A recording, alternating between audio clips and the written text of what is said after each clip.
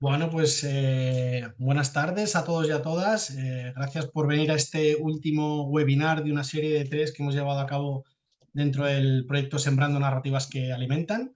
Bueno, como supongo que sabéis todos, el proyecto Sembrando Narrativas que Alimentan, la producción ecológica en la Agenda 2030, es un proyecto fundamentalmente de comunicación que estamos llevando a cabo desde la Sociedad Española de Agricultura Ecológica y Agroecología, cuyo objetivo es, bueno, pues a través de distintas narrativas y medios de expresión y de comunicación, pues dar a conocer las virtudes, los beneficios, las aportaciones de la producción ecológica a la consecución de los objetivos del desarrollo sostenible. Voy a ir dando paso a la gente. Eh, bueno, dentro del proyecto, que estamos ya llegando a su fin casi, comentaros que en breve tenemos ya quizá tres de las acciones estrella del proyecto a punto de salir del horno. Estamos emplatando, como dirían en términos gastronómicos. Entre ellos tendremos la web interactiva donde podréis consultar todos los resultados que y todos los productos que hemos hecho a lo largo del proyecto, desde las entrevistas completas de los documentales, las grabaciones de los webinars, resultados de las analíticas que hemos estado llevando a cabo. Todo ello organizado más o menos en torno a dos itinerarios. Uno, el que ha seguido la caravana libre de tóxicos. Es una caravana en la que hemos recogido muestras de suelo, agua y sedimento en 7 comunidades autónomas, y a lo largo de ese recorrido, pues a la vez hemos ido recogiendo testimonios pues, de gente de distintos ámbitos relacionados con el tema, desde gente como Marieta, que nos acompaña hoy del ámbito de la investigación, pero también productores y productoras que se han visto afectados por la utilización de agrotóxicos y que cuentan su experiencia, bueno, pues cómo se ha supuesto un cambio en su vida, y otra serie de actores relacionados con el tema, ¿no? Y el documental está igual, a punto de salir, en breve os informaremos. Y por último también el fotoreportaje de Santi Donaire. En este caso hemos hecho un recorrido, bueno, nosotros no, Santi, que es el fotoperiodista, ha hecho un recorrido en paralelo a esa caravana libre de tóxicos, en la que hemos estado mirando más la parte negativa, por así decirlo, esos impactos que producen la utilización de agrotóxicos dentro de la agricultura. Y él ha hecho un recorrido en paralelo buscando y contactando con otras experiencias que desde el ámbito de la producción ecológica y la agroecología, pues bueno, pues plantean nuevos horizontes y nuevas alternativas al modelo convencional que impera, ¿no? Todo esto en breve lo tendréis ya disponible en la web, os iremos informando. Y nada, hoy dentro de este ciclo de webinars que hemos hecho sobre los impactos de los agroquímicos en el medio ambiente, la salud y en las personas, queríamos cerrarlo con un último, bueno, más centrado en cómo afectan estos productos a la población más vulnerable, como pueden ser mujeres y niños. Para ello contamos hoy con Marieta Fernández Cabrera. Muchas gracias, Marieta, por estar aquí esta tarde con todas nosotras.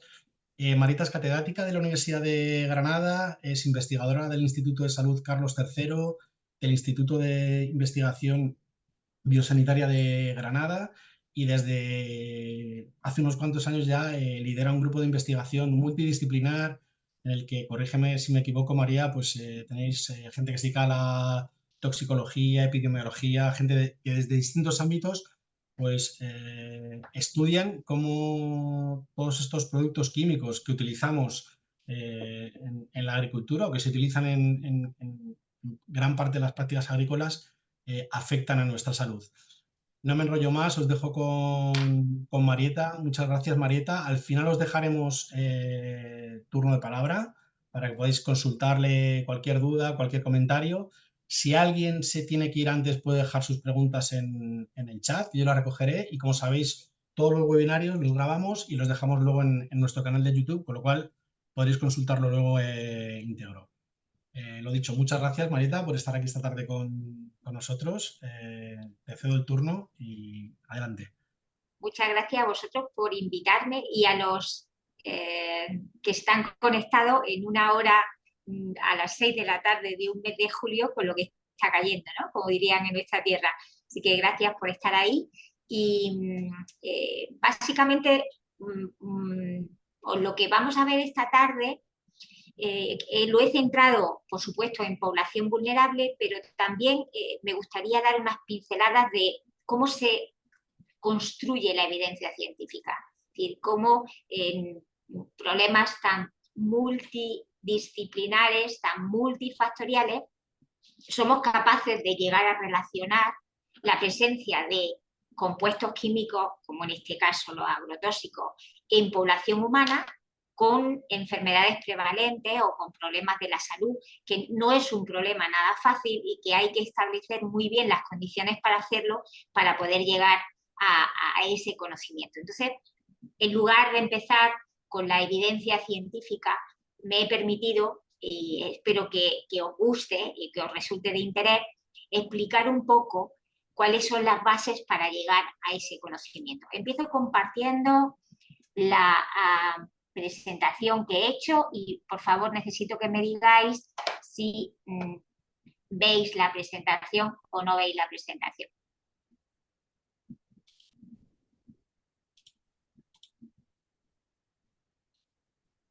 A ver, de momento no, ahora sí. Y lo veis en modo presentación, ¿verdad? Ahora sí, ahora ya Sí. estamos en presentación, Marita. Perfecto, perfecto. Pues como estaba diciendo, aunque nos vamos a centrar en un compuesto, en un conjunto de compuestos concretos, que en el título hemos llamado agrotóxico, pero que tanto la industria química como a lo largo del tiempo esa palabra ha ido cambiando de una manera a veces torticera, porque el uso de la palabra es muy importante. Y a veces con esa denominación tratamos de confundir. Básicamente son compuestos químicos que se utilizan en agricultura para el control de plagas concretas. Pero aunque nos vamos a centrar en esos compuestos químicos, me gustaría que conocierais lo que últimamente estamos estudiando y es el concepto de esposoma, es decir, el conjunto de compuestos químicos que llegan a nuestro organismo por diferentes vías y que al final son todas las piezas del puzzle las que al final determinan que unos enfermen y otros no enfermen. Y para llegar a ese conocimiento necesitamos disponer de marcadores. Y tenemos dos tipos de marcadores, es decir, medir realmente cuál es la concentración del compuesto químico en la persona, son marcadores de exposición, pero también tenemos otra forma de saber cómo afecta esa exposición a ese individuo, que es con un biomarcador de efecto, que aunque las palabras sean raras, lo utilizamos de manera cotidiana en la forma en que se diagnostican o que se establece si una persona está a riesgo o no de enfermar, por ejemplo, midiendo los niveles de colesterol que tenemos en sangre, ¿no? Nos vamos a centrar en si esto afecta la exposición de igual manera a cualquier población, y sabemos que no, que hay poblaciones que a igual exposición son más vulnerables por razones biológicas, pero también por razones específicas que iremos viendo, y todos estos conceptos de manera que explique cómo podemos llegar a entender que la exposición concretamente a agrotóxicos la estamos relacionando con enfermedades particulares, ¿vale? Los conceptos claves, por tanto, que me gustaría que quedaran en este webinar es ¿por qué agrotóxicos? ¿Por qué estos contaminantes químicos particulares? Fundamentalmente es por el interés que nuestro grupo y que otros muchos grupos vienen demostrando en su relación con salud humana, que es nuestro objetivo principal. Tenemos que saber que es muy importante saber medirlos, primero cómo y luego de la manera mejor posible. ¿Cuáles seleccionamos? Porque el abanico es muy grande y es imposible medir y conocer la exposición a todo. ¿Y cuál es la carga en la morbilidad? Es decir, en la salud de la población en relación a estos contaminantes de interés. Como he dicho al principio, vamos a definir el esposoma, que es una de las palabras que tenemos que empezar a incluir en nuestro lenguaje y en nuestro diálogo y en esa comunicación que dices que es uno de los objetivos de este proyecto concreto. Cuando hablamos de exposición a contaminantes ambientales y entre ellos los agrotóxicos, tenemos que conocer que es el conjunto de exposiciones a las que una persona está expuesta desde que se concibe en el vientre de su madre hasta que muere, y que tienen lugar por la forma en que vive, por la forma en que se alimenta, por el entorno en el que se desenvuelve a lo largo de las diferentes etapas de la vida, y que eso, junto a sus características biológicas individuales, van a determinar que tenga una respuesta diferente a otra. Es decir, ¿por qué de una manera muy simple hay gente que fuma y desarrolla un cáncer de pulmón, pero hay gente que fuma y no desarrolla un cáncer de pulmón? Porque al final las enfermedades son el conjunto de la exposición a compuestos químicos, pero también compuestos físicos, pero también datos tan a priori irrelevantes como cómo dormimos, cuál es nuestra relación con el entorno, cómo es el sitio donde yo he ido viviendo a lo largo de mi vida, cómo me desplazo, todo ese tipo de conjunto que denominamos exposoma es el que va al final determinar la respuesta biológica a lo largo de nuestra vida.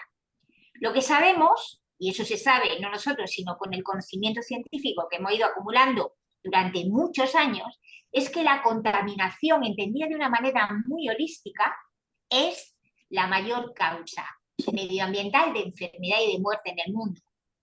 Es decir, se sabe que un porcentaje altísimo de lo que se diagnostica hoy en día en los hospitales está relacionado con la contaminación.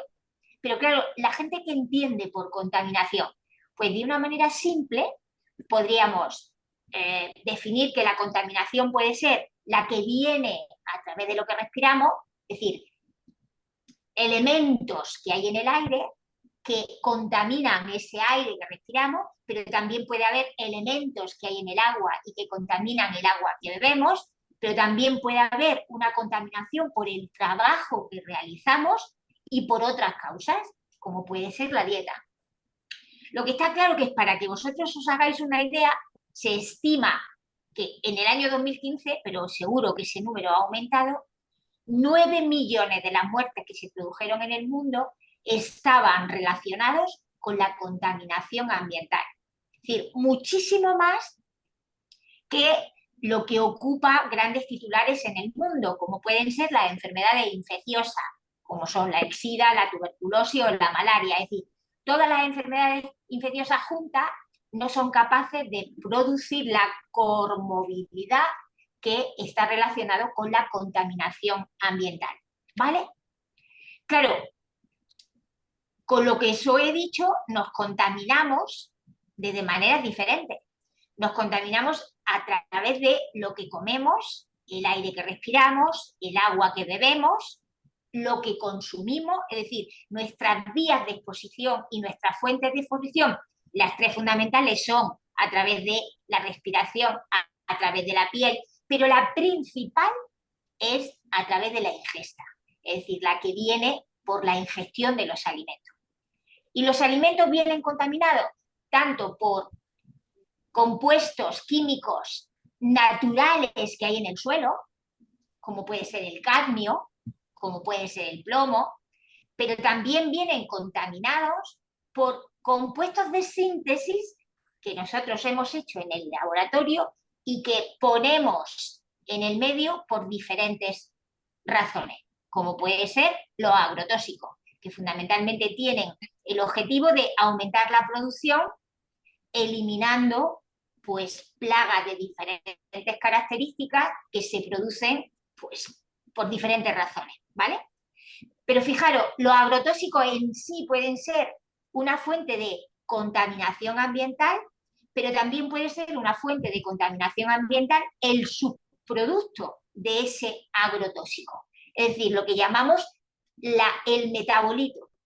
A veces el problema no está en el compuesto que yo he sintetizado, sino en el compuesto que ha resultado de la metabolización que se produce una vez que está en el medio. Con lo cual la situación es una situación multifactorial y muy compleja. A pesar de que tratamos de simplificar el escenario, para tratar de entender en esa simplificación mejor el problema. Pero no dejamos de cometer errores cuando tratamos de simplificar que el problema está en contaminantes específicos relacionados con exposiciones específicas, ¿vale? La única manera de poder relacionar la exposición a agrotóxicos, por ejemplo, con una enfermedad particular, es saber, lo primero, cuál es la concentración de esos agrotóxicos en el medio. Podemos hacerlo de una manera indirecta, midiendo el contaminante en el tomate, pero al final no sabemos si lo que hay en el tomate va a llegar al individuo y cómo llega al individuo. Realmente, para evaluar el riesgo en salud humana, necesitamos conocer la concentración de ese agrotóxico en una muestra biológica, en una matriz biológica del individuo, que puede ser orina, que puede ser sangre, que puede ser pelo, que puede ser uña, y dependiendo de la muestra biológica que nosotros elijamos, vamos a poder medir unas cosas u otras. No vamos a poder medir todo en orina o todo en sangre, porque dependerá de las características físico-químicas de ese compuesto para poder elegir cuál es la matriz biológica de interés. Y por otra parte, si tratamos de elegir una muestra biológica muy invasiva, la posibilidad de tener una amplia población dispuesta a darnos esa muestra biológica va a ser menor.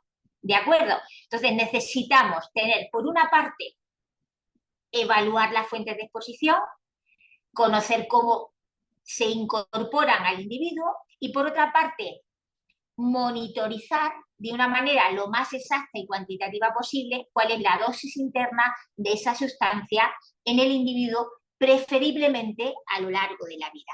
Por eso es tan importante disponer de estudios de biomonitorización humana. Lamentablemente, eso no está disponible en nuestro país.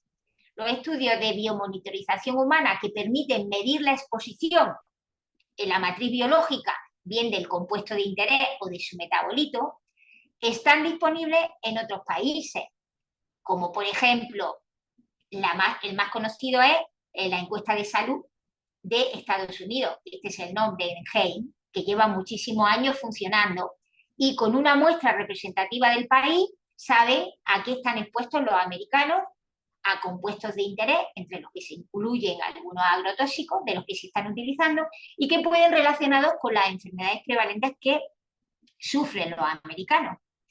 Hay otra encuesta muy conocida en Europa, que es la encuesta de salud alemana, que es el paradigma que está sirviendo y que mediante dinero europeo se ha sentado y está sentando las bases para que por fin España, y eso es una de las buenas noticias que esta tarde quería compartir, probablemente en este otoño y como muy tarde en enero del año que viene, va a empezar por fin el primer programa de biovigilancia de la exposición a compuestos químicos en nuestro país. Se ha diseñado un programa nacional que va a empezar ahora mismo de una manera pequeñita, porque no hay siempre la limitación del dinero, y que será ampliando en sucesivas campañas a lo largo del tiempo, con la posibilidad de que aquellas comunidades autónomas que quieran ampliar el tamaño de la muestra puedan también tener una valoración y una representación de qué es lo que ocurre en su área de interés, ¿vale? Lo que está claro es que Europa necesita, si realmente queremos hacer una buena evaluación del riesgo, conocer en todos los países, no solo en Alemania, a qué se están exponiendo los europeos, sobre todo aquellas sustancias prioritarias que la ciencia ya dice que tienen un efecto en salud humana y no solamente regular en base a toxicología animal, como es lo que se está haciendo. Hace unos años participamos en un estudio que se denominó Human Biomonitoring for You, coordinado por Alemania, en la que participamos 28 países, España entre ellos, donde hemos puesto en evidencia que los europeos tenemos unos niveles de exposición altísimos a una serie de elementos químicos que hemos medido. Es decir, hacía tiempo que no teníamos datos reales de población general en tantos países que realmente pusieran en evidencia que tenemos un problema. Y especialmente los niveles son mucho más altos en esa población vulnerable, como podéis aquí, especialmente en niños.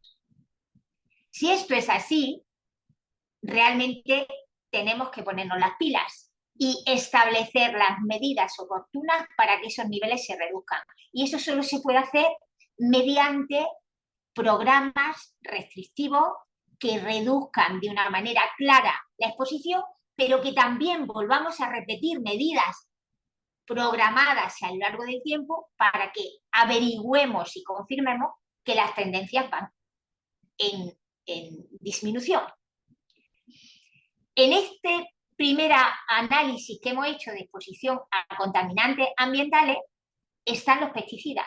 Claro, cuando hablamos de pesticidas o agrotóxicos, en ese cajón entran muchísimos compuestos. Y en este proyecto europeo interesó decir pesticida porque era una manera elegante de decir estamos haciendo cosas en agrotóxicos. Pero realmente el número de compuestos químicos que se utilizan en agricultura es tan elevado que es imposible ahora mismo conocer cuál es el nivel de exposición de los europeos a todo lo que se está utilizando en Europa. Y ojo, hay muchas de las cosas que no se están utilizando en Europa, pero dado que el mercado es global, podremos estar expuestos a sustancias que aunque no estén utilizadas en Europa, eso no significa que la población europea no se esté exponiendo, ¿vale? De todas esas sustancias que estamos interesados en analizar, a nosotros nos interesan algunas en particular, y es no solamente por su toxicidad, por eso lo de agrotóxico no sería el término más adecuado para definir todas las propiedades adversas de estas sustancias empleadas en agricultura, sino nos interesan aquellas que además tienen esa toxicidad particular porque se comportan como hormonas. Es decir, tienen la habilidad o de imitar o de bloquear o de alterar de alguna manera todo el conjunto hormonal endógeno que tiene un ser humano. Es lo que nosotros llamamos de una manera probablemente no adecuada, disruptor endocrino, y digo no adecuada porque la palabra disruptor no viene en la RAE y hay mucha gente que lo que llama es un alterador, que tampoco sería bien utilizar alterador porque, como he dicho, son capaces de imitar, son capaces de bloquear, son capaces de alterar o son capaces de metabolizar o de incrementar la síntesis de hormonas endógenas. Luego, alterador no cubriría el aspecto global de esta sustancia. Vamos a recordar por qué es importante para nosotros y para la salud humana que un compuesto de síntesis que se utiliza en agricultura tenga la capacidad de comportarse como una hormona. Fijaros, hormonas tenemos muchas y seguro que os van a sonar. El hipotálamo produce hormonas, el tiroides produce hormonas, el hígado produce hormonas, las glándulas suprarrenales, el riñón, los testículos, el ovario. Es decir, hay muchos órganos en nuestros sistemas capaces de producir unas sustancias químicas que tienen la función de comunicar unos órganos con otros. Es decir, por ejemplo, nuestro ovario empieza a producir estradiol y ese estradiol se libera y le dice a la mamá, ya estás lista para producir leche, o le dice al útero, ya estás listo para albergar un ovocito, o le dice al ovario, al folículo, que madure. Es decir, comunica, da señales para que se ejecuten lo necesario para el desarrollo de un individuo. Imaginar que esa comunicación se altera. Se altera porque o bien se bloquea, o bien hay más de lo que debía haber, o bien de alguna manera se interrumpe. Eso es lo que es capaz de hacer una sustancia química de síntesis que tiene la capacidad de comportarse como una hormona. ¿Qué sabemos que son capaces de hacer los disruptores endocrinos? Pues todas las enfermedades relacionadas con las hormonas, es decir, todas las enfermedades hormonodependientes. ¿Cuáles son las enfermedades hormonodependientes? Pues ahí tenéis un amplio abanico, desde infertilidad, desde un problema de desarrollo mientras que el individuo se está desarrollando en el útero, bajo peso al nacer, obesidad, diabetes, problemas tiroideos, asma, pubertad precoz, hiperactividad, síndrome de hiperactividad y síndrome de no me sale, TDAH, lo diré después, que no me sale ahora mismo, bajo coeficiente intelectual, pero también problemas tan complejos como puede ser un cáncer de mama o un cáncer de próstata, que son cánceres hormonodependientes, pero también lo es la endometriosis, el cáncer de endometrio, también lo es el cáncer de ovario, es decir, enfermedades que todos, absolutamente todos, conocemos a alguien que la padece. Cuando hablamos de disruptores endocrinos, volvemos a tener el mismo problema que os decía antes. Hoy estamos concentrando en pesticidas, que pueden ser organoclorados, que pueden ser organofosforados, pero que pueden ser incluso perfluorados, pero los disruptores endocrinos están no solamente en la agricultura, sino en miles de productos de consumo que nos rodean. Y ahí tenéis algunos ejemplos de los más famosos, de los que habitualmente se van produciendo más información científica. El número de compuestos químicos de síntesis que se han producido en los últimos años, nadie se pone de acuerdo, pero supera con creces los 145.000. Y disruptores endocrinos no lo son todos, es decir, solo una parte de esos compuestos químicos. Pero hay bastantes concentrados dentro de los que se utilizan en la producción agraria.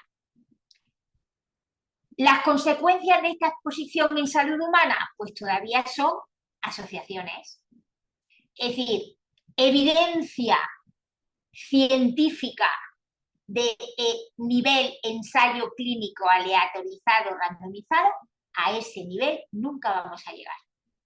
Porque ningún comité de ética nos permitiría establecer dos poblaciones, una expuesta y otra no expuesta, con consentimiento informado y con aprobación del comité de ética.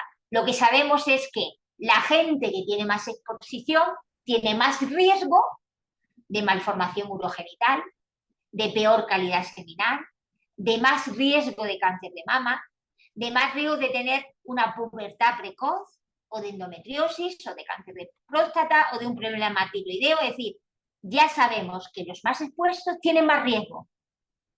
Ahora, la consecuencia directa solo lo podemos tener en experimentación animal.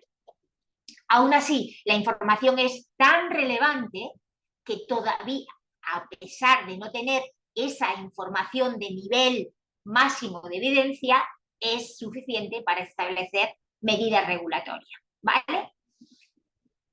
¿Qué podemos hacer también? En lugar de esperar al diagnóstico de la enfermedad, porque una vez que tienes el cáncer, ¿qué hacemos? Lo que estamos incorporando en los últimos años es tratar de ver si hay población especialmente susceptible a esa exposición y si hay alguna manera de anteceder al diagnóstico. Es decir, de tener banderas rojas que nos digan que a ese individuo hay que hacerle un seguimiento particular porque ante la misma exposición probablemente va a reaccionar de una manera peor que otro que no sea tan susceptible.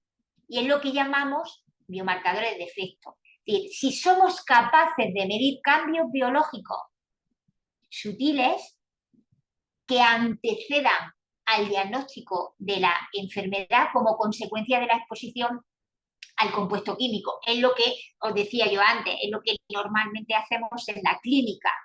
Avisamos al individuo, oye, cuídate porque la bioquímica no está saliendo como debería de salir y si tienes el marcador por encima de lo que deberías de tenerlo, sabes que estás más a riesgo de que tengas un problema.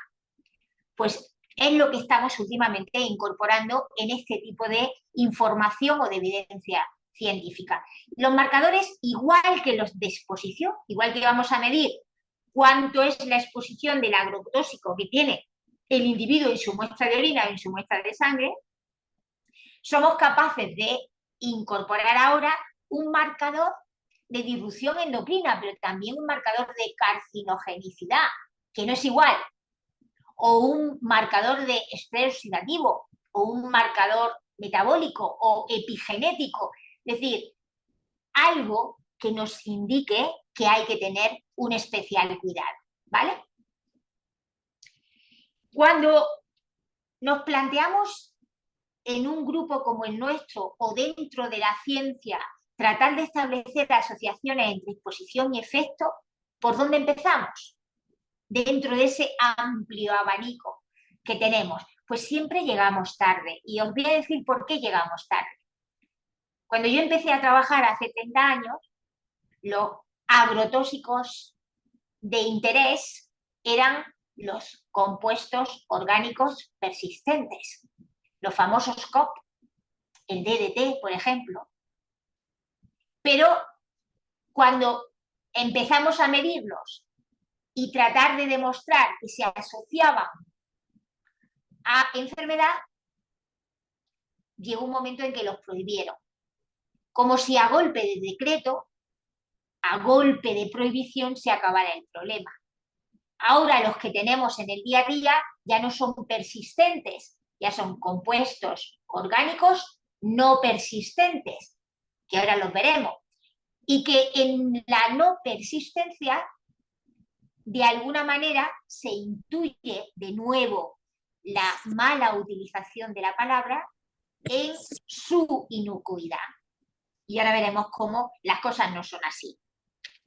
¿Por qué empezamos con los históricos, con los persistentes? Porque eran los que se utilizaban cuando yo empecé a trabajar en este tema.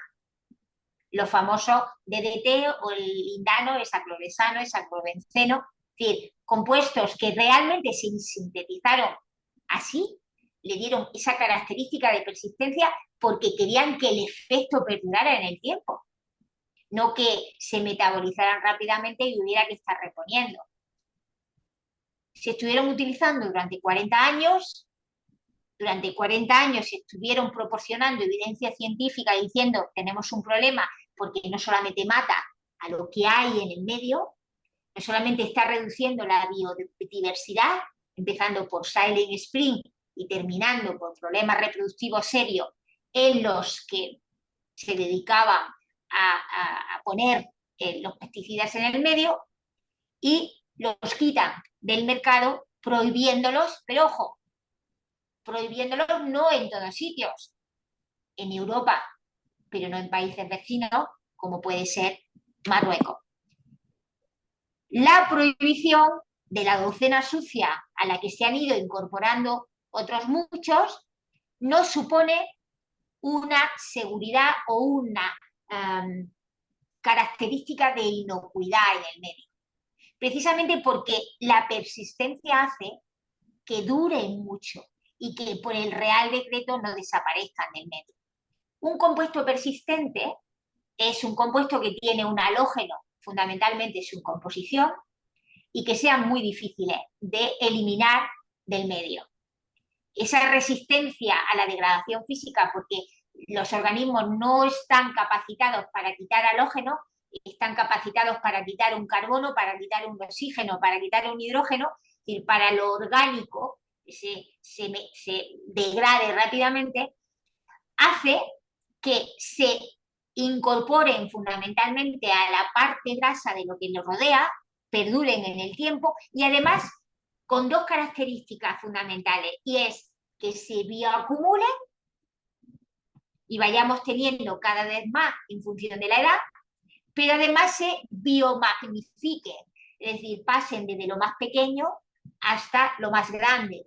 Recordad que en esa biomagnificación el hombre estaría arriba de la cadena trófica. Eso hace que, a pesar de que el DDT se prohibiera en el 80 y tantos en España, somos capaces todavía de medir residuos muy pequeños de DDT en población adulta, pero fundamentalmente de su metabolito.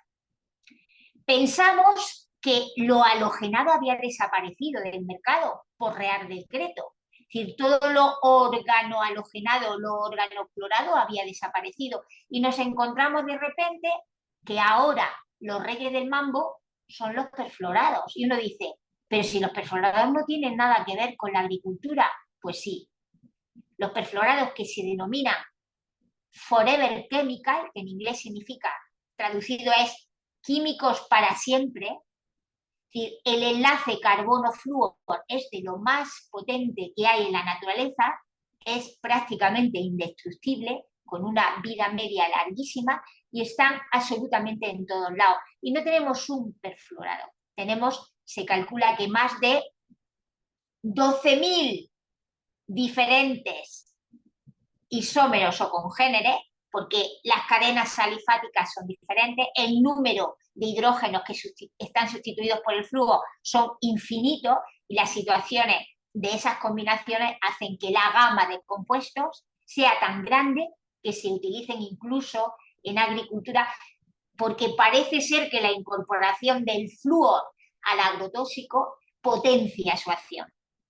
Y no solamente sean un problema en la incorporación al agrotóxico, sino en el producto de degradación de estos compuestos una vez incorporados. Lo dejo aquí para que sepáis que no solamente están donde pensábamos que estaban, en los compuestos antiadherentes, ¿no?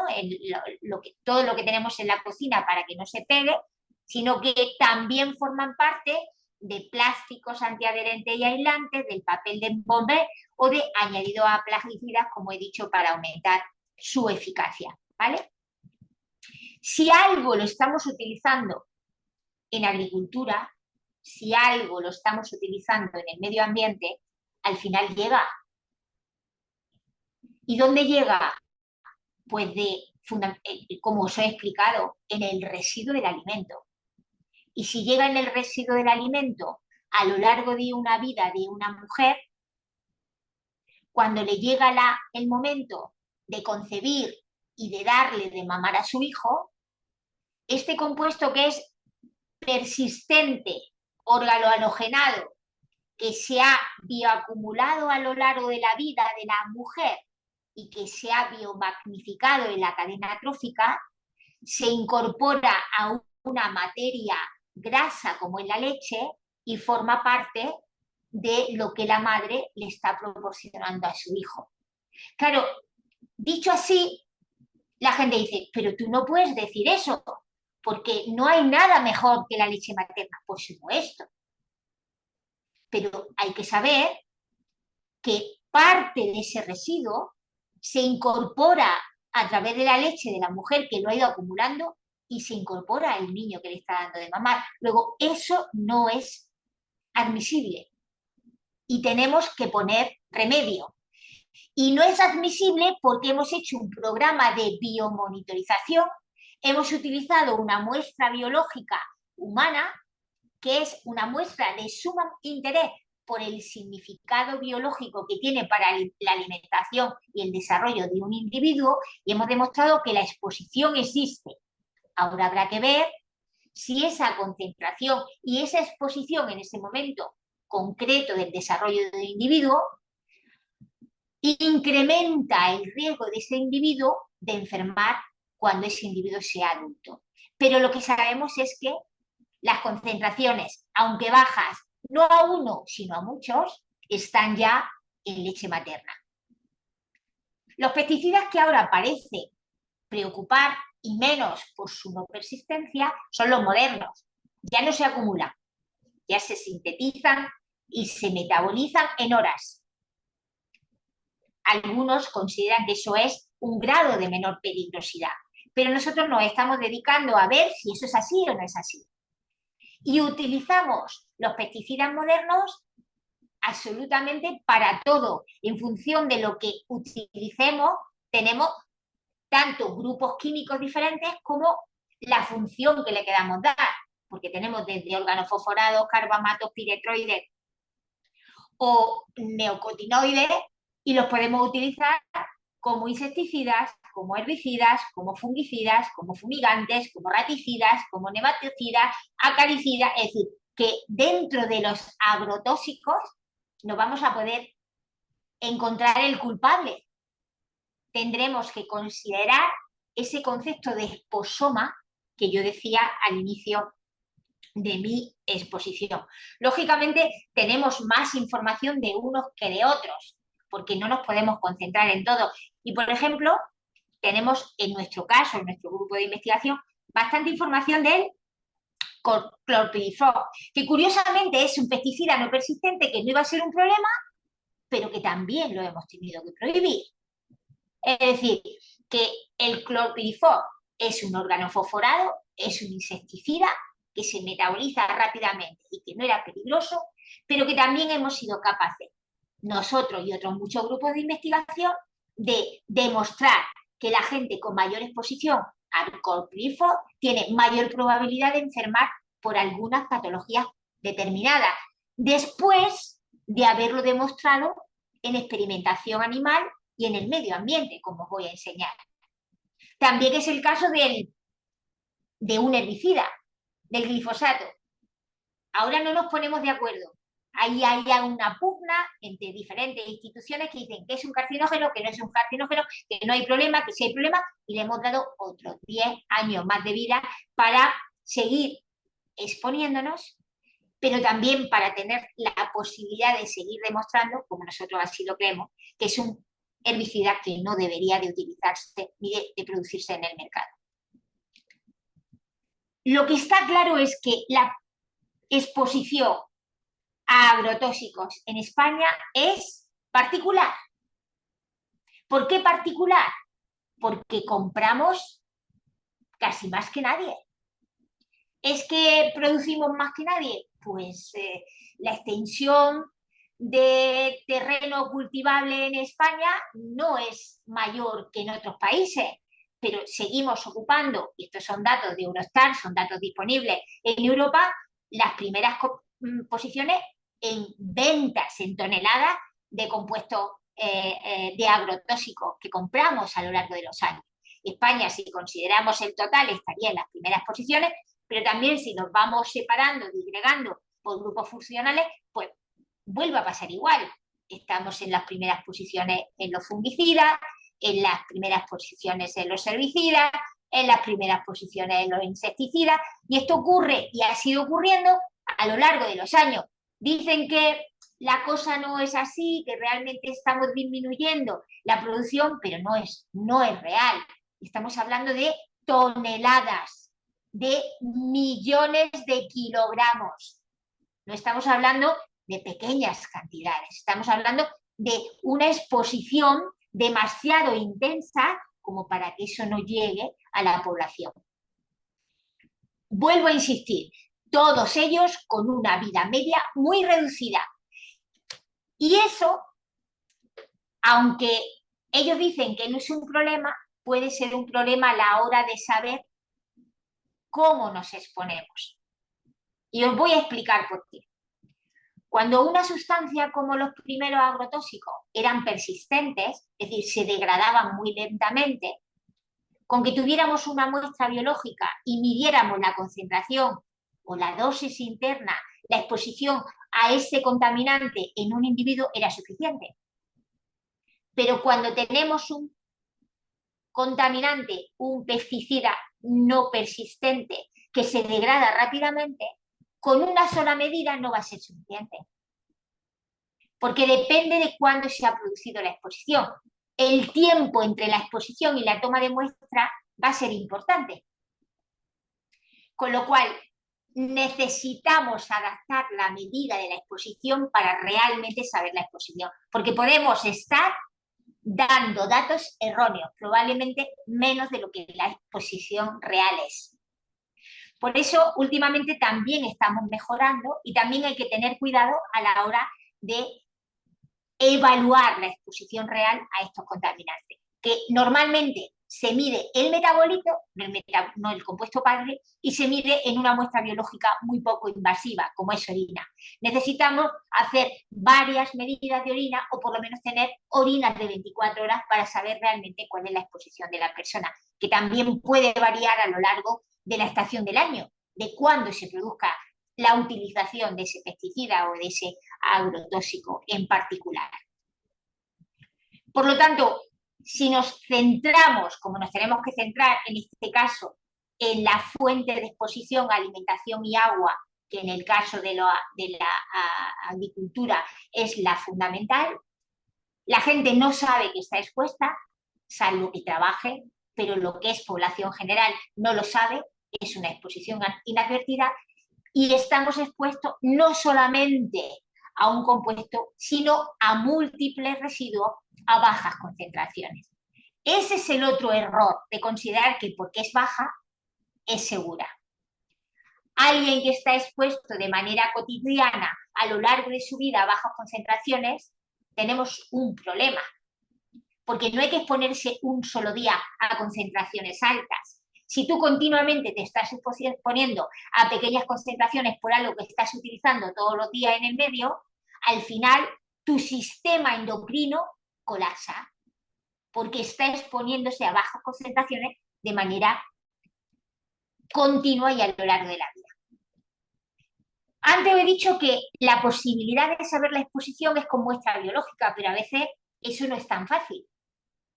Llegar a la población, medir concentraciones, algo que se metaboliza de manera rápida en un número suficiente de personas, si no tienes un programa de biomonitorización que represente la población general, ya tenemos un problema y España tiene un problema. Hay otra manera de hacerlo, que es una manera indirecta y es saber cuál es el residuo de pesticida que hay en los alimentos.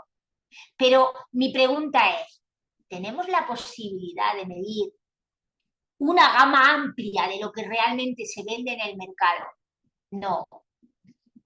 Lo que informa la ESA es de una representación muy limitada de fruta y verdura no procesada en diferentes mercados europeos, que es mínima respecto a lo que se produce, y que incluso en esa situación errónea de representatividad de cómo se hace ese reclutamiento, los datos avisan de que, ojo, algunas están por encima del límite máximo permitido y aunque estén por debajo del límite máximo permitido, esa baja concentración, esa falsa seguridad de que no es un problema, la ciencia nos está demostrando que es un problema.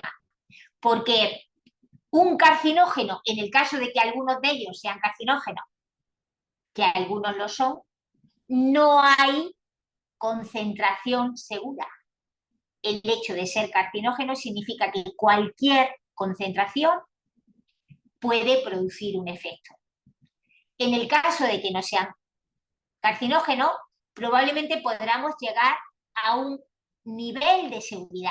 Pero ¿cuál es el nivel de seguridad? El menor posible. Lo ideal en leche materna, 0. Porque en un individuo adulto probablemente tiene la posibilidad de metabolizar completamente todo y en un tiempo récord. En un individuo en la barriga de su madre o en un individuo que acaba de nacer y se está alimentando, probablemente ese límite de máximo permitido no es más allá que el que soporta un ratón y al que se le establecen unos niveles de seguridad para extrapolar a población humana. ¿Vale? Tenemos información producido en Europa de qué tienen nuestras frutas, nuestras hortalizas o los productos que se utilizan, que utilizan productos de la agricultura para alimentarnos, con residuos, sin residuos. La información ya lo sabéis, pero vamos a centrarnos en lo que os decía antes, ¿no? En el caso del clorpirifos. En el caso del clorpirifos, que os he vuelto a decir y lo repito, era seguro porque era un no persistente, se metabolizaba rápidamente, pero resulta que tiene actividad estrogénica. Es decir, bloquea las hormonas estrogénicas que produce una mujer. Y que cuando la exposición ocurre en el útero, es decir, cuando la mujer está embarazada, va a tener un efecto en la capacidad de desarrollo cognitivo de ese individuo. Y no solamente en la capacidad de desarrollo cognitivo, sino también va a tener un efecto adverso en su capacidad metabólica. Y se relaciona en individuos cuando son adultos y empiezan a presentar problemas de diabetes o problemas de arteriosclerosis. Es decir, entre el efecto y la exposición pasan años para poder establecer ese límite, para poder establecer esa relación de causalidad. El clorpirifos se empieza a utilizar en el 65, cuando yo nazco, ¿vale? Pero no se prueba y se prohíbe hasta el 2019. Es decir, 50 años después. ¿Y qué hacemos con los 50 años de exposición? ¿Lo eliminamos porque hacemos un real decreto?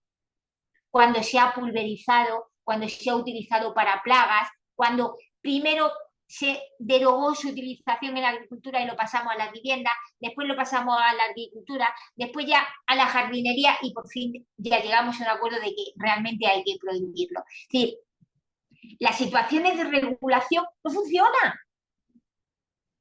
No funcionan porque mientras que se toman las decisiones, la exposición se está produciendo y los efectos van a venir. Es decir, no podemos funcionar de esa manera, demostrando la relación causal cuando han pasado años de exposición. Y así seguimos funcionando. Pasó con los órganos clorados y está pasando con los órganos fosforados. En España hasta el 2020. Pero es en el 21, a pesar de que se prohíbe, cuando aún, a pesar de la prohibición, seguimos encontrando, y yo no voy a entrar en las razones, alimentos que se venden en nuestro mercado con residuos de pesticidas prohibidos. ¿Por qué? No voy a entrar en razones, pero vuelvo a insistir en que las prohibiciones no producen un efecto inmediato. Teníamos conocimiento de efectos ambientales en animales de experimentación y en la población ambiental desde hace mucho tiempo. Sabíamos que cuando el clorpirifos estaba en el agua, no se producía la metamorfosis de los peces, porque había una interrupción de su hormona tiroidea. Eso lo estábamos viendo en el medio ambiente, lo estábamos viendo en nuestro ecosistema, pero siempre pensamos que el hombre está por encima de todo. Ya sabemos, en el momento que hay algo en lo que nos rodea que falla, venimos nosotros detrás. No estamos fuera, somos todo un conjunto interrelacionado. Hace 2 años, en población adolescente, nosotros hemos medido, a pesar de que ya estaba prohibido, el metabolito del clorpirifos en la orina de adolescentes españoles, no solamente de Granada, y su relación con los niveles hormonales de los adolescentes. Y aquí entra la parte de susceptibilidad. Es decir, medimos clorpirifos en chicos de población española y vemos que a igual exposición el efecto no es igual en todos. Hay algunos que su hormona tiroidea y su hormona reproductiva están realmente fastidiadas. ¿Cuáles? Pues particularmente aquellos que tienen un polimorfismo específico. ¿Qué significa eso? Pues que la manera en la que nuestros genes se expresan, que es la epigenética, no es igual en todos. Depende de cómo nos hemos desarrollado, es decir, depende de todo lo que ha ido ocurriendo a lo largo de la vida, ese esposoma global que hace que nuestros genes se expresen de una manera o de otra y que a igual exposición unos tengan más problemas que otros. Por eso es la incorporación, el biomarcador de efecto sería ese polimorfismo para saber que a igualdad de exposición, a igualdad de contenido del metabolismo de estos compuestos en la orina de estos individuos, hemos visto que aquellos que tienen ese biomarcador específico reaccionan peor, van a tener peor efecto reproductivo, infertilidad, calidad seminal, problemas cuando vayan a decidir tener pareja, también problemas de tiroideo, es decir, de desarrollo cognitivo, de relación social, como estamos viendo ahora en el siguiente estudio que os voy a decir. Es decir, que el impacto en salud del clorpirifos ya lo sabíamos y está mediado por hormonas. ¿Por cuáles? Por las tiroideas. Y viene determinado por el momento en que se haya producido esa exposición. Y va a afectar desde la disminución del coeficiente intelectual en memoria, déficit de atención, autismo, problemas tiroideos, pero también problemas reproductivos, metabólicos o incluso ya se está empezando a relacionar con enfermedad de Parkinson. Por lo tanto, tratar de demostrar la asociación con un solo residuo y un riesgo de enfermedad es un error.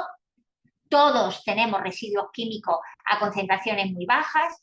Necesitamos de alguna forma considerar ese efecto combinado y además saber cuándo se produce la exposición. Tratar de reducir la exposición en esa población especialmente susceptible, como es la población fértil mujer y los niños en sus primeros años de vida, pero vamos a incorporar también a población adolescente, ¿vale? Porque esa ventana va a ser la que va a determinar el riesgo o la probabilidad de enfermar mucho más tarde en la vida. Esta es nuestra clave. La mujer embarazada, y ya sabemos cuál ha sido su exposición midiendo cosas en placenta, midiendo el efecto combinado. Nosotros hemos sido capaces, por ejemplo, de determinar por qué hay niños que nacen con clistorquidia y con hipospadia, y lo que vemos es que las placentas con más carga de pesticidas persistentes son las madres que tienen niños con esos problemas, pero considerando el efecto combinado, no considerando el efecto individual, aunque también salen para algunos. Y lo que tratamos de hacer es, en población general sana, ir viendo cuál es su exposición a lo largo de la vida. En Granada, por ejemplo, tenemos familias enteras que las llevamos siguiendo desde que los reclutamos en el 2002, y ahora le vamos a medir, cuando tienen 25 años, calidad seminal. ¿Pero con qué vamos a relacionar la calidad seminal? Con la exposición de la madre cuando estaban embarazados de ellos. Porque esa es la clave, no medir la exposición y el efecto a la misma vez, sino ver el continuo a lo largo de la vida. Claro, eso no es fácil de hacer. Es mucho más fácil de hacer coger al individuo, medirle el máximo de compuestos químicos en una muestra biológica, por ejemplo, todos los órganos fosforados o no persistentes que tengamos posibilidad en muestras de orina, como hemos hecho. Ahí tenéis, hemos medido varios metabolitos de órganos fosforados, por ejemplo, el metabolito del clorpirifos, que es el TCPI, o del diacenón, hemos medido piretroides, hemos medido carbamato, todos en la muestra biológica, ¿vale? De los individuos. ¿De cuánto? 1.500 niños. ¿Y qué hemos encontrado? Que todos tienen de todo. ¿De la misma manera? Pues no, dependiendo de si están viviendo en Asturias, en Guipúzcoa, en Menorca, en Sabadell, en Valencia, en Granada, pues tienen de todo, pero en diferentes concentraciones. ¿Cómo podemos sacar de aquí el problema, el culpable? Pues si queremos, por ejemplo, saber qué pasa con clorpirifos, pues fijaros, bingo, el metabolito del clorpirifos, ¿dónde aparece más? En los valencianos. ¿Tendrá algo que ver con que se utiliza de manera, o se utilizó, porque ya está prohibido, en cítrico? Pues a lo mejor, pero lo que está claro es que la exposición particular a este concreto en población valenciana es diferencial respecto a otros niños de otras regiones, pero si nos vamos a otro de los que hemos medido, pues la situación cambia. ¿Qué hemos hecho? En este caso, en lugar de medir un polimorfismo, hemos medido una proteína que marca desarrollo cognitivo, para ver si los que tienen más exposición tienen esa proteína que marca desarrollo cognitivo afectada. Y además hemos hecho unos test para ver cuál es su comportamiento, su desarrollo intelectual y su desarrollo cognitivo. Y aunque estén diapositivas en inglés, os voy a resumir básicamente lo que hemos encontrado. Hemos encontrado que aquellos que tienen más exposición, una mayor concentración del metabolito del clorpirifos, pues le va peor en problemas de pensamiento, en problemas sociales, en comportamiento, es decir, tiene peor situación de desarrollo cognitivo cuando comparamos los que tienen más con los que tienen menos. Pero si nos vamos al metabolito del diacenón, pues nos pasa una situación igual. Es decir, todos los que tienen más exposición están peor en condiciones cognitivas. Y además, cuando medimos la proteína, fijaros, salen valores negativos. Es decir, tiene peores niveles de proteína, lo que significa que tiene un peor desarrollo cognitivo. A lo mejor lo que hay que hacer es ver dónde están aquellos con peores niveles de proteína para empezar a potenciar en esos programas de estimulación o programas concretos que compensen la exposición, aunque lo ideal no es llegar a esta situación, sino no poner en el mercado algo que al final está poniendo en deterioro el desarrollo cognitivo de la población infantil y de la población adolescente en nuestra región, en Europa. Hay otros que se han atrevido a demostrar en enfermedades muy problemáticas como puede ser cáncer, cuál es el efecto beneficioso. Es decir, en lugar de ir a ver el malo de la película, darle la vuelta a la tortilla y demostrar que realmente comer de otra manera, comer ecológico, te va a ser te va a disminuir el riesgo de enfermar y va a ser una garantía de éxito, una garantía de salud en tu vida. Y ya el país vecino, y eso ya lo he dicho, lo hemos presentado muchas veces, ya han demostrado en poblaciones que tienen una mayor adherencia a lo largo de su vida al consumo ecológico, tienen menos riesgo de cáncer. Y lo han hecho no en uno ni en dos, sino en poblaciones de 70.000 personas. Y han sido capaces de seguir a la población y comparar qué pasa entre los que comen ecológico respecto a los que no comen ecológico. Y encuentran no una reducción de cualquier cosa, sino una reducción de cáncer de mama, recordáis, hormonodependiente, de linfomas, que ya tienen reducciones no de cosas concretas, sino de una gran gama de enfermedades muy complejas que necesitamos de alguna manera disminuir. Y no solamente lo han hecho los franceses, sino mucho más recientemente lo han hecho también los ingleses. En una amplia población de ingleses, en este caso 54.961, han visto si los que comen carne, los que comen pescado frente a los vegetarianos van mejor o van peor. Y lo que han visto es exactamente igual que lo que encontraron los franceses. Tener una adherencia a un consumo ecológico es una garantía de salud. Una garantía de salud para todos los cánceres, para cáncer colorectal, para cáncer de mama, al igual que encontraron los franceses. Creo que me he alargado un montón, es muchos los datos que os he dicho, es decir, hay que apostar por reducir al máximo, especialmente en población susceptible y en momentos de exposición particular, la exposición a compuestos que ya sabemos tanto en experimentación animal como intuimos en estudios de población humana, en estudios epidemiológicos, que su exposición puede incrementar el riesgo de enfermar en enfermedades fundamentalmente hormonodependientes, con lo cual hay que favorecer y de alguna manera la producción ecológica, la comida por producción ecológica y por supuesto lo que todos conocéis de proximidad, de lo que se produzca en ese momento, en esa temporada, sin traerlo de la otra punta para evitar esa contaminación atmosférica con la que yo empezaba la charla, pagando lo que tenemos que pagar y no siempre reduciendo el precio de producir una cosa que cuesta. Y otra de las cosas que no hemos comentado hoy y que es otra manera de reducir la exposición es comer un poquito menos de lo que comemos, porque realmente es una garantía de salud, además de una garantía de sostenibilidad para el planeta que tenemos. Y de esta manera termino el webinar y estoy a vuestra disposición para las preguntas que os hayan surgido, las dudas o lo que queráis comentar. Muchísimas gracias.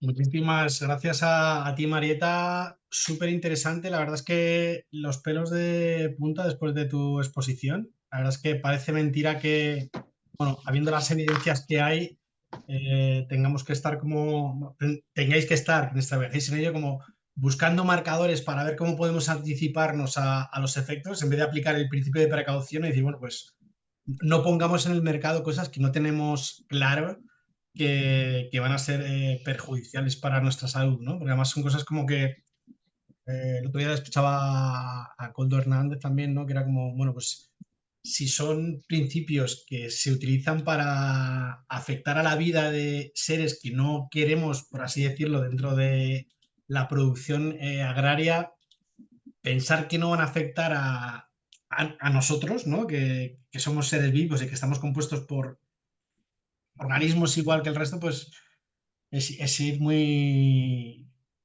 por delante, ¿no? De lo que es la Bueno, naturaleza. realmente, bueno, vivimos en la época del antropoceno, donde pensamos que somos capaces de cambiar todo a nuestro antojo y que no nos va a repercutir ningún cambio en nuestra salud, y estamos viendo que nos hemos equivocado, es decir, que estamos ya casi llegando tarde y que o nos ponemos realmente a ello o no solamente esto no va a ser sostenible, sino la especie no va a ser sostenible. Quizá hablar en esos términos es excesivamente alarmante, pero es que los datos que vamos proporcionando y que vamos leyendo lo dicen. Es decir, no solamente estamos eliminando la diversidad de la especie, la diversidad de los alimentos, sino que además esto está repercutiendo de una manera muy clara en la salud planetaria y en la salud humana. Hay indicios de esperanza porque la alimentación puede ser, y ya lo dijeron en Lancet, Walter Willett y compañía hace ya unos años, en el 2019, es una herramienta imprescindible para poder cambiar las cosas, poder cambiar tanto la salud planetaria como la salud humana. Es decir, que aunque parezca que es una tontería, que la alimentación es solamente algo más del día a día, puede ser realmente una manera o una llave de dar la vuelta a esta situación. Y cada vez se están haciendo más cosas, es decir, hay que ir a la esperanza, pero sin bajar la guardia. Es decir, no llegar en el alarmismo, pero no quedarnos simplemente en la conformidad de que es posible hacer, sino poquito a poco y todo en la medida que podamos, por supuesto presionando, cada uno como vosotros como sociedad, nosotros como investigadores, todos tenemos que cambiar las cosas y no decir es que no puedo hacer nada, es que esto es totalmente irreversible. Pues creo que el hombre tiene la capacidad de hacer las peores cosas, pero también la capacidad de hacer las cosas más increíbles, ¿no? Totalmente de acuerdo. Pues no sé si alguien de los que quedáis por aquí tenéis alguna pregunta. Yo estoy siguiendo el chat. En el chat no hay de momento ninguna pregunta, pero no sé, igual si alguien quiere podéis abrir micro, levantar la mano y hacer cualquier pregunta que queráis. Los he agotado, los he agotado. Hola Marieta, Hola Pilar. no sé si me oís porque mi ordenador con las temperaturas que hay no me ha permitido escucharos y he tenido que pasarme al móvil. Y Se te oye, el Pilar. móvil no me manejo bien. Muchas gracias por tu intervención, que ha sido muy ilustrativa, muy amplia y generosa en las aclaraciones.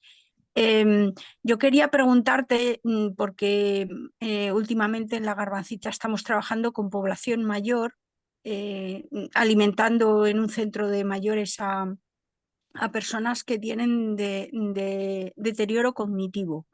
Entonces, desde la intuición y el trabajo que llevamos haciendo, pues nos parece que las personas que tienen deterioro cognitivo, pues hay determinados contaminantes, pues todos los que están, por ejemplo, en pescados y todo eso, que si se dice en los más pequeñitos que no haya cadmio, que no haya plomo, que no haya este tipo que afectan al sistema neuronal, a su desarrollo cognitivo, pues una persona que está en una enfermedad de esas características también, en principio, habría que cuidar esto, pero no sé qué otro tipo de datos está habiendo porque sería un tipo de población vulnerable y, claro, mejorar su calidad de vida y sobre todo mejorar y anticiparse para que no se degrade, porque una de las cosas que está apareciendo es que la enfermedad del Parkinson, pues en Francia ya la han declarado como enfermedad profesional de agricultores, es decir, hay toda una serie ya de indicios de que los plaguicidas están afectando desde ahí.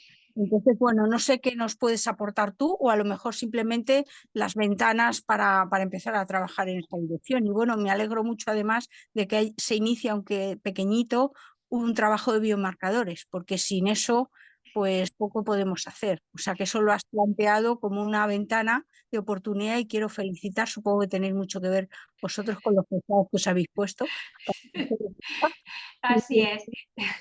Pilar, muchísimas gracias primero por estar ahí, porque eres fiel, y segundo por la pregunta que planteas. A ver, el enfoque que yo le he dado a la presentación ha sido un enfoque en población general sana, pero lo que pregunta y lo que plantea es más que oportuno, porque hay población particular, que es población enferma, como puede ser niños con autismo, personas con Parkinson o personas con deterioro cognitivo que por razones de edad, que son poblaciones particulares a las que, por supuesto, además de estimular con otro tipo de actividades, como puede ser la música, la lectura, los trabajos manuales, la alimentación es fundamental. Es decir, ahí hay que reducir la exposición, sobre todo a órganos fosforados, pero a muchos de los que nosotros ya sabemos y otros saben están relacionados con problemas cognitivos. Que si tú ya sabes que tienes un problema y ya tienes el diagnóstico, no puedes seguir manteniendo la exposición cuando el diagnóstico se ha hecho, ¿sabes? Es decir, que en esa población, si estáis reduciendo mediante la alimentación, la exposición, aunque la haya tenido a lo largo de la vida, estáis contribuyendo no solamente a que el deterioro vaya más, sino de alguna manera a contribuir, ralentizar al menos que el problema vaya más. Eso es fundamental e imprescindible. Ya hay publicaciones, sobre todo en autismo, también hay publicaciones en gente con Parkinson, donde la alimentación juega un papel fundamental, como lo está empezando a jugar en otro diagnóstico. Es decir, ya por fin se han enterado los oncólogos que la alimentación es fundamental a incluir dentro de el tratamiento convencional, es decir, además de darle su radioterapia que le corresponda, cuidar la alimentación, cuidar el ejercicio físico como un tratamiento holístico, integral, ¿no? Lo que se llama ahora la oncología integrativa, y no tenerlo ahí como algo secundario. Es decir, es un pilar fundamental para la prevención, pero también una vez que se ha producido el diagnóstico. Así que chapó para seguir trabajando en ese sentido.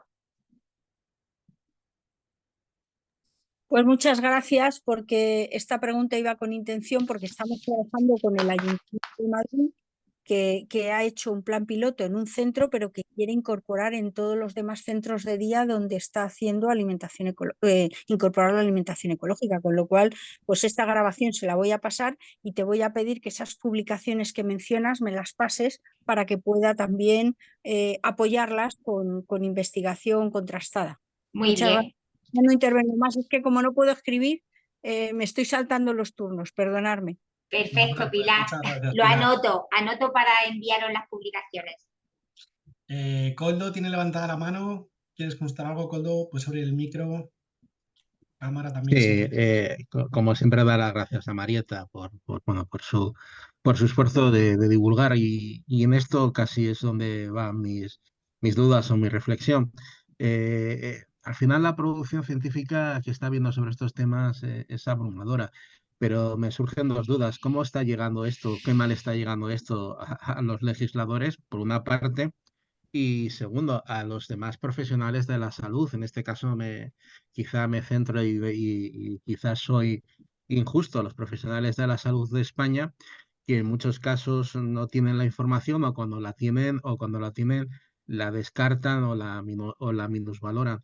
Y ya la última pregunta era, está muy bien esos estudios de biomarcadores, vamos con mucho retraso, alegrémonos que se vayan a hacer, aunque parece ser que con poco presupuesto, pero una de las cosas que más últimamente está mirando y que más me preocupa es que en España están desapareciendo todos los estudios de epidemiología y que entonces no sé si no sé lo que está pasando, o si solamente importa en España y al legislador un tipo de estudios y centrados en un tipo de enfermedades, como es el tema en este caso del cáncer, pero porque otro tipo de enfermedades como el Parkinson o otros condiciones adversas al neurodesarrollo han desaparecido en lo que son los estudios epidemiológicos del Carlos III y nada más. Koldo, no sé si voy a saber, gracias por preguntar, pero no sé si voy a saber responder a lo que me dice. A ver, una de las poblaciones más reticentes a esta información científica, lamentablemente, es la población sanitaria. La incorporación de una anamnesia ambiental en el diagnóstico de enfermedades es algo tan excepcional que se limita a poquísima gente y a voluntariado y a gente que realmente está convencida de que esto es un problema. No hay manera. No hay manera porque todos lo consideran como vamos a alarmar a la población y realmente consideran que no hay información científica. Esto hay que incorporarlo no solamente en la profesión, sino en la formación de los profesionales. Es decir, yo soy profesora en la Facultad de Medicina y no hay posibilidad humana, y llevamos intentándolo toda la vida, de incorporar en el currículum formativo de los médicos la medicina ambiental, que debería de ser una asignatura obligatoria en la formación de los profesionales. Pero no se puede. No se puede porque, primero, no hay todavía un diagnóstico ambiental como tal. Los que se consiguen es a base de litigar en los juzgados y después de mucho tiempo y mal hecho, y no sabemos realmente cómo hacerlo, cuando esto en otros países está ya incorporado. Y en segundo lugar, una vez que se forman, el día a día de los 5 segundos que tienen por paciente y la poca importancia porque no se han informado o formado para incorporar este conocimiento, no o impide que esto forme parte de algo a tener en cuenta, no solamente en la prevención de enfermedades, sino una vez que se han producido el diagnóstico de los mismos. Es algo que yo sinceramente no sé cómo se va a cambiar. Y la única manera es seguir dando la lata y seguir haciendo este tipo de divulgación, pero tenemos mucho más éxito en el sentido de éxito, de tener ofrecimientos de dar este tipo de seminarios, este tipo de información o de divulgación científica en sectores no clínicos, en sectores de la nutrición, en sectores de la cosmética incluso, que dentro de una facultad o dentro de asociaciones como no sea la endocrina, ¿no? Que ya por fin se han enterado de que la disrupción endocrina o la alteración endocrina también hay que empezar a considerarla dentro de las patologías o de la prevención de las patologías endocrinas que se producen. No lo sé. Y lo de los estudios del Salud Carlos III, pues me vas a tirar de la lengua de algo que ahora mismo no debería hablar, porque pero que estoy súper enfadada. Hay estudios específicos que se están haciendo en España, subvencionados por el Instituto de Salud Carlos III, poblacionales grandes, donde la parte ambiental iba a ser un paquete de trabajo del máximo interés y que no se está organizando de aquella manera ni se está teniendo en cuenta a gente que lleva mucho tiempo en conocimiento de exposición ambiental en salud y no sé muy bien por qué. Y no puedo decir más porque probablemente meteré la pata de manera políticamente correcta. Pues lo dejamos ahí, Marieta. Lo No te siento. ponemos en un compromiso. Ha pedido también la palabra Vicente Montañana. Vicente, abre el micro si quieres, coméntanos si quieres consultarle a Marieta.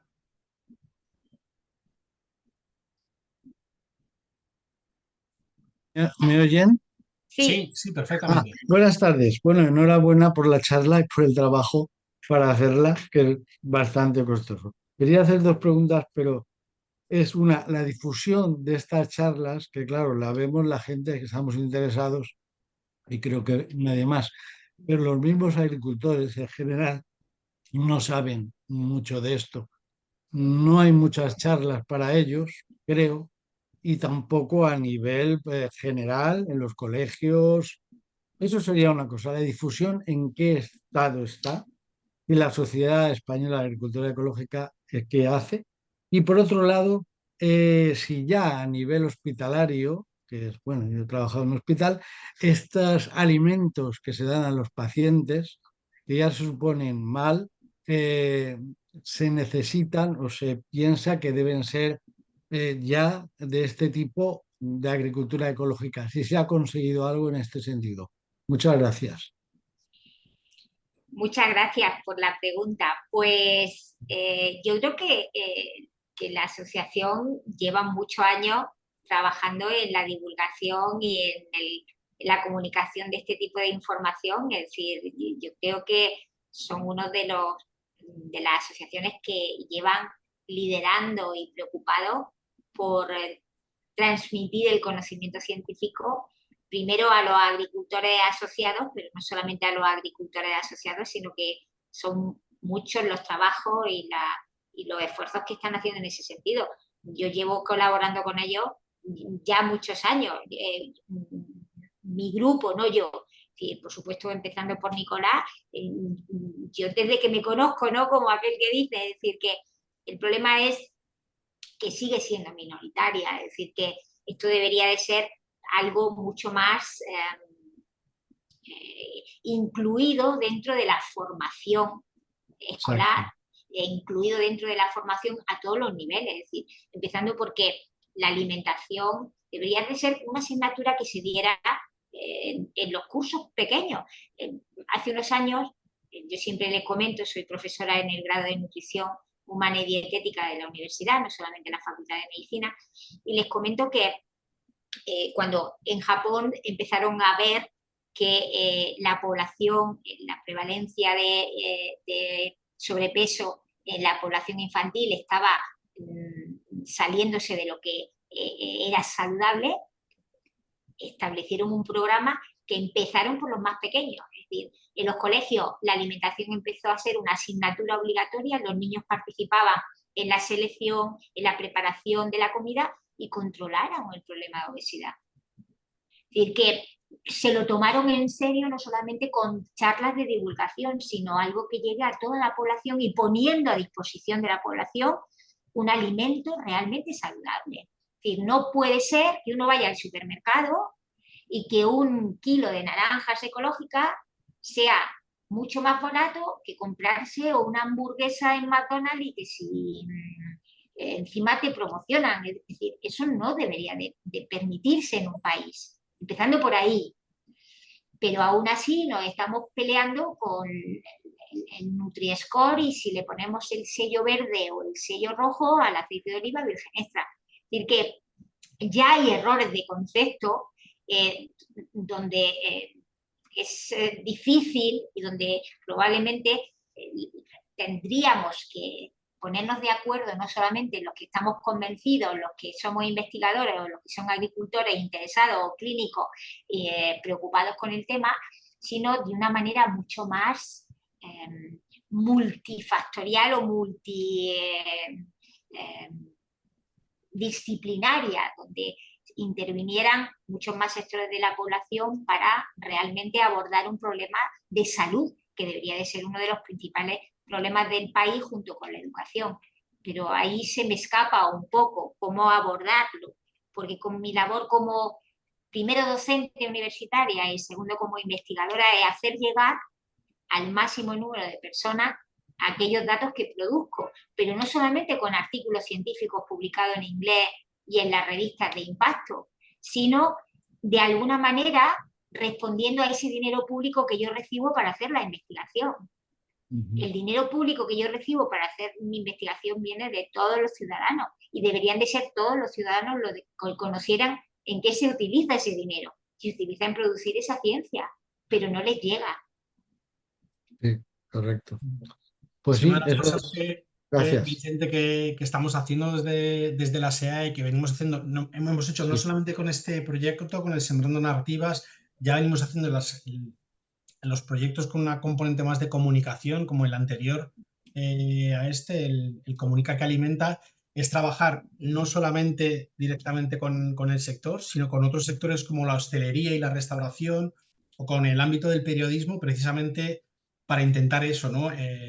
Amplificar el mensaje y llegar a la sociedad a través de otros sectores que de una manera u de otra bueno, pues tienen responsabilidad o tienen capacidad de acción en esto, ¿no? Pues la hostelería, la restauración, la alimentación, comedores escolares, como vínculo directo de puesta ¿no? en contacto a la población con la alimentación, o el periodismo también como, bueno, pues otro sector que es capaz de poner en Sí. circulación un montón de información que hay, bueno, de cara a la población general, ¿no? Y fuera de un ámbito quizá como más académico o más de la investigación. Es verdad que a veces los recursos los tenemos ahí, la información está ahí, bueno, pues es más complicado hacerla llegar, ¿no? También hemos hecho en cursos de formación, cursos específicos para nutricionistas o para gente que se dedica a la restauración colectiva en comedores escolares con Pilar y el equipo de la Garbancita, por lo mismo, por intentar llegar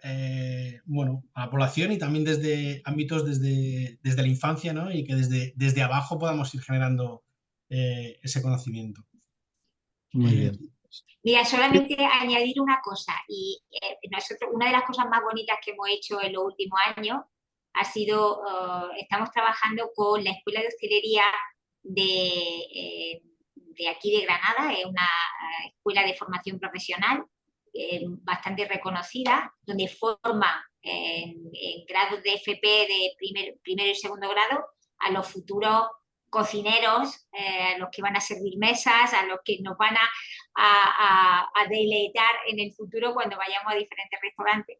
Y una de las cosas que han incluido en la formación, no solamente de cómo hacer una receta maravillosa tipo MasterChef, sino por qué elegir determinado, qué alimentos elegir, por qué unos alimentos son mejores que otras, la importancia del ecológico frente al no ecológico, es decir, algo que no formaba parte de su formación, los profesores, por conocimiento de lo que vamos haciendo en los diferentes seminarios, webinars y bueno, traslación que hacemos de nuestra investigación, vinieron a decirnos que si queríamos colaborar y no solamente lo estamos haciendo con ellos, sino que se ha pedido un proyecto Erasmus, que es con la participación de diferentes escuelas de hostelería de la cuenca mediterránea, y van a incluir la formación de este tipo de conocimiento, de qué cosas se hacen. Ahora, lamentablemente, todavía llegan a un sector de la población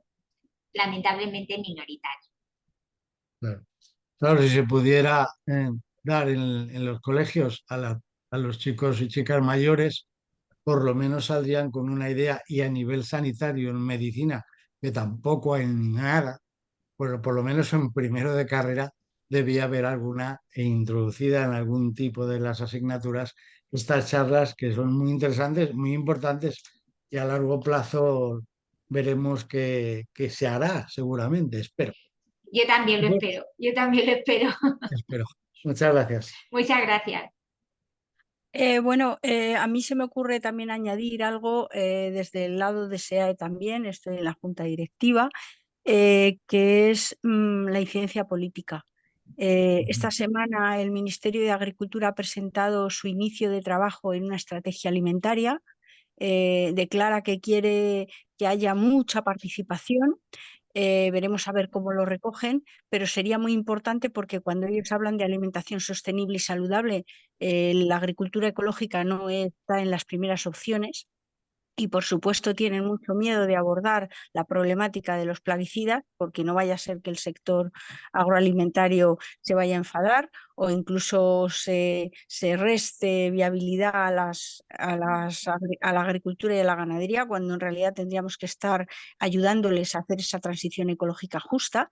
Pero es un momento adecuado para que, bueno, unamos fuerzas, Marieta, como siempre estamos haciendo, y que haya alegaciones y haya propuestas desde el sector científico en esa estrategia alimentaria para frenar este tipo de miradas y para que desde arriba se trabaje también en una permeación a todas las facultades y en todos los entornos para que la alimentación ecológica sea una realidad, porque cada vez es más necesaria, cada vez se está demandando más y sin embargo hay profesionales que están muy lejos de llegar al lugar de empezar a estar sensibilizados y por supuesto obviamente en enseñanza obligatoria es también un logro, pero es importante también que quien está organizando la alimentación y quien está legislando lo tenga en cuenta, precisamente para que no pase esas cosas de que se está haciendo una investigación importante en epidemiología y no se selecciona en investigación pública a los profesionales que llevan un montón de tiempo trabajando en ello. Esto es una miopía que hay que frenar y que hay que reducir. Bueno, también hay una presión política, es decir, no tenemos que ir muy lejos para ver todo lo que ha pasado con el programa de reducción de la utilización de compuestos químicos en agricultura, que se ha parado completamente y con la nueva elección de los organismos europeos, que veremos a ver lo que pasa, es decir, que las cosas pintaban bien, pero de pronto probablemente manos negras, no sabemos poner nombre, pero probablemente sí, pues manipulan la información en su sentido para que al final cosas que se estaban logrando se paralicen. Es decir, que tenemos que seguir insistiendo en que esto no es solamente una necesidad, sino que esto es un tema de salud planetaria y de salud humana que es importante mantener. Pero para eso hay que dar la información precisa, porque en este mundo en el que vivimos, donde todo el mundo es capaz de decir lo que quiera, sin que tengan que contrastar la información que llega a la gente no siempre va en el mismo sentido. Y hay gente que es capaz de producir datos que contrarresten los que se están haciendo basando un método científico claro y real, diciendo que estos son bobadas de unos cuantos que estamos en contra de la progresión de la ciencia, ¿no? No lo sé. Hay signos de esperanza, pero a la vez hay signos de preocupación porque, sobre todo cuando llevamos tanto tiempo trabajando en este sentido y vemos que las cosas cambian tan lentamente, también nosotros somos los que nos venimos abajo, ¿no? En la sensación de que no se sabe si realmente esto tendrá una trascendencia o no. Ojalá que la tenga, ¿no? No hay que tirar la toalla, y menos... Exacto. No, por favor, Marieta. La tendrá trascendencias. Tenemos una última mano levantada, María del Carmen Pereira. Y hay una alumna, Mari Carmen, un segundito, hay una alumna que ha escrito que es una esperanza, ¿no? Porque hay gente, la gente joven hoy en día está muy preocupada y hay estudiantes que realmente están cada día más convencidos de que hay que hacer algo y que hay que formarse, y ella es una de esos ejemplos, ¿no? Y está diciendo que está haciendo un máster en relación a salud y degradación medioambiental, y esa es la vía, que la gente se forme y que los que vienen detrás sigan manteniendo la lucha y sigan produciendo datos, pero hay que también trabajar para que no probemos algo una vez que ha ocurrido, sino que evitemos poner en el mercado algo que luego haya que demostrar que eso no es un problema. Es decir, que no sigamos repitiendo el esquema erróneo de demostrar algo que es malo para la salud una vez que han pasado 40 años de la exposición humana. Eso no tiene ningún sentido. Totalmente de acuerdo. Pues, Mari Carmen, tu turno. ¿Me escucháis? Sí, Sí, sí. Vale. Bueno, muchísimas gracias. Mi apoyo total lo sigo desde hace 40 años. O sea que bueno, para mí siempre en las charlas que he dado, siempre he puesto al doctor Olea. No tenía no conocía a más gente, pero sí al doctor y todo su trayectoria. Y bueno, lo primero es felicitar por la exposición y bueno, hay tres preguntas bastante concretas. Pues la primera, bueno, yo soy una de las que creo que he sufrido los disruptores endocrinos en mi propia carne, ¿no? Cuando como era alérgica a las picaduras, pues me echaban Oriol. El Oriol era DDT.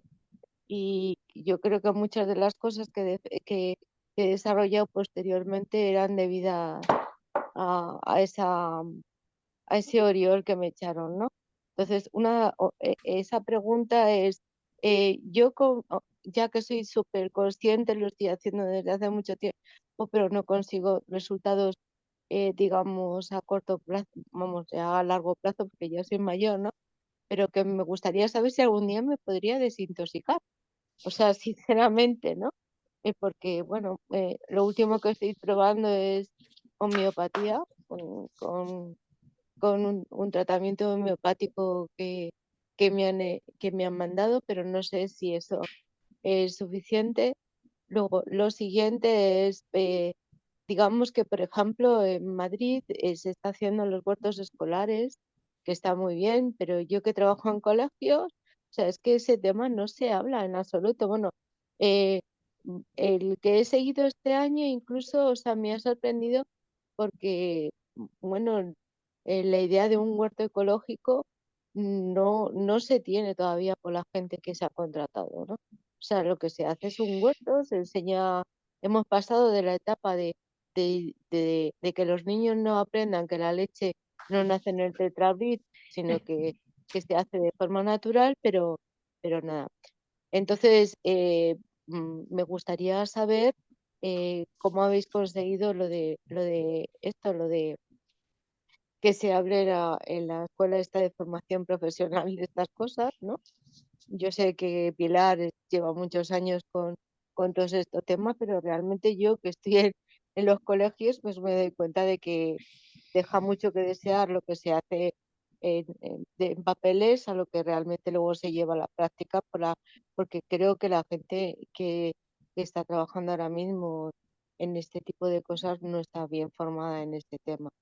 Y luego lo siguiente que me gustaría saber es si estáis trabajando en equipo con la cátedra de Medicina Ambiental de la Complutense que estableció pues, la Fundación Alborada, si trabajáis con ellos y bueno, qué progresos podemos ver a raíz de si estáis trabajando de esa relación. Y luego lo último, el banco, más de una vez necesitaría estos datos para llevarlo a publicaciones, a esto, porque me relaciono con muchísima gente. Entonces, tal vez de lo que tengo yo es la necesidad de conseguir buscar la información rápidamente, de que todo este banco de datos que vosotros tenéis, yo puedo acceder, porque yo no soy ni investigadora, ni soy ingeniera agrónoma, divulgadora, y me gustaría tener eso, ¿no? Porque también yo siempre me he enfrentado a los ingenieros agrónomos en todos los lugares, ¿no? Entonces me gustaría tener esos datos para ponérselos encima de la mesa, ¿vale? Muchísimas gracias y bueno, un placer, ¿vale? Un placer, Mari Carmen, y gracias por las preguntas. A ver, eh, una vez que darte pautas de desintoxicación no hay, porque la exposición a DDT se produjo en un momento dado de tu vida, fundamentalmente por lo que he entendido, probablemente cuando eras pequeña, ¿no?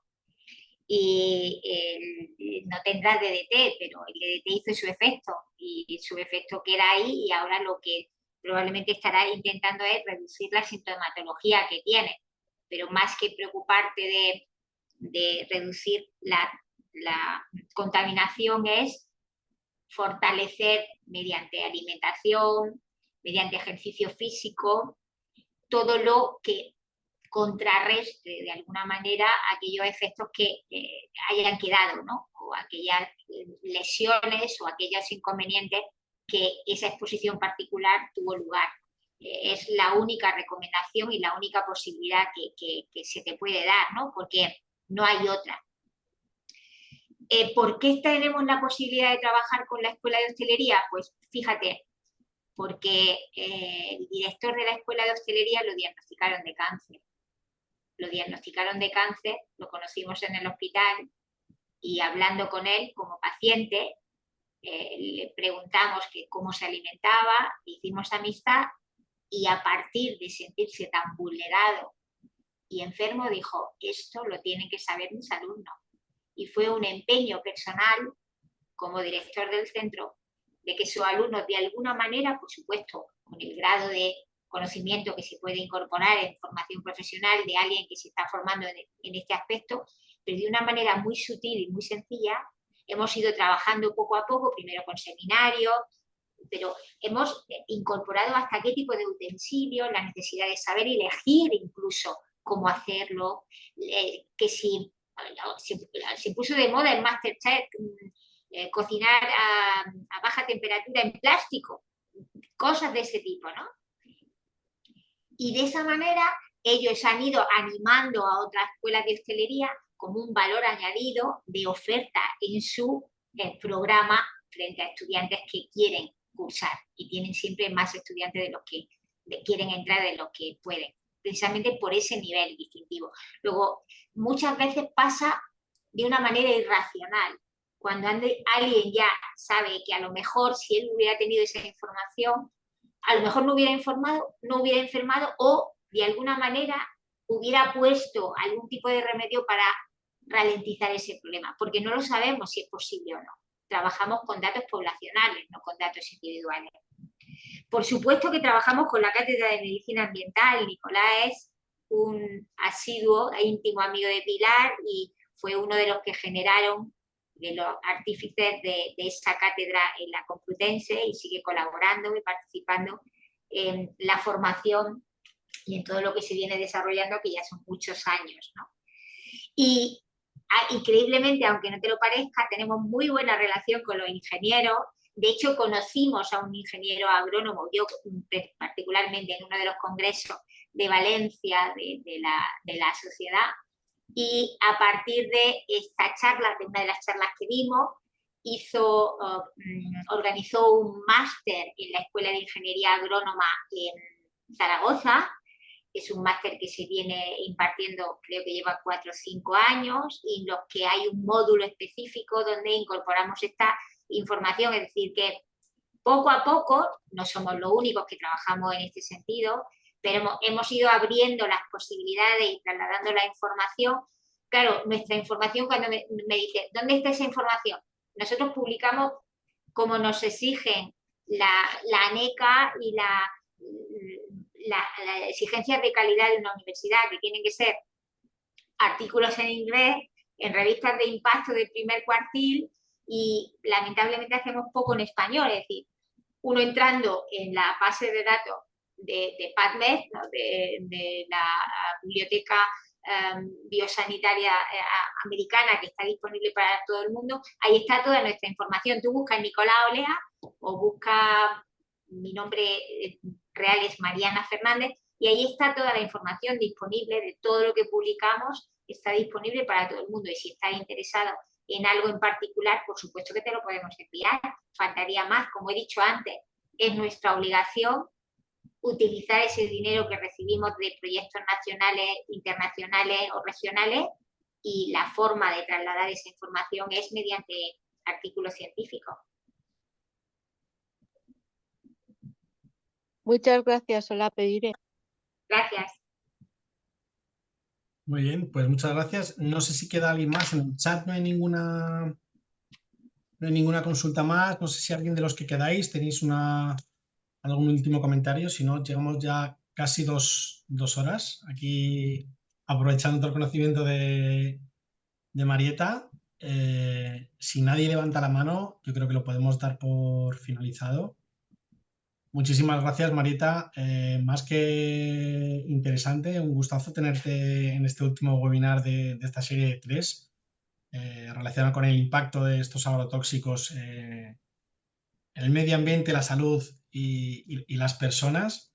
Y nada, esperamos seguir colaborando contigo, seguir pudiendo trasladar toda esta información que generáis, que es verdad que a veces estáis obligados a publicar de una manera que quizás no sea la que más accesible a todo el mundo, pero gracias quizás a este tipo de acciones y de webinars también, pues es más fácil y podéis hacerlo también llegar a otra gente, ¿no? Muy bien, Muchísimas gracias, un Marieta. placer. Sabéis que podéis contar con nosotros. Es un placer también para nosotros que la gente se interese de las cosas que hacemos, ¿no? Porque al final lo que nos interesa es no demostrar que la exposición se relaciona con la enfermedad, sino evitar que la gente enferme. Ojalá, ¿no? Sería lograr que hubiera mucha más salud y se diagnosticaran menos enfermedades. Si conseguimos algo, pues nos daremos por satisfechos. Un placer, que paséis un buen verano y que os cuidéis mucho, sobre todo con los calores que tenemos ahora, ¿vale? Igualmente, Igualmente. gracias. Chao, Chao, un placer. Hasta ahora. adiós.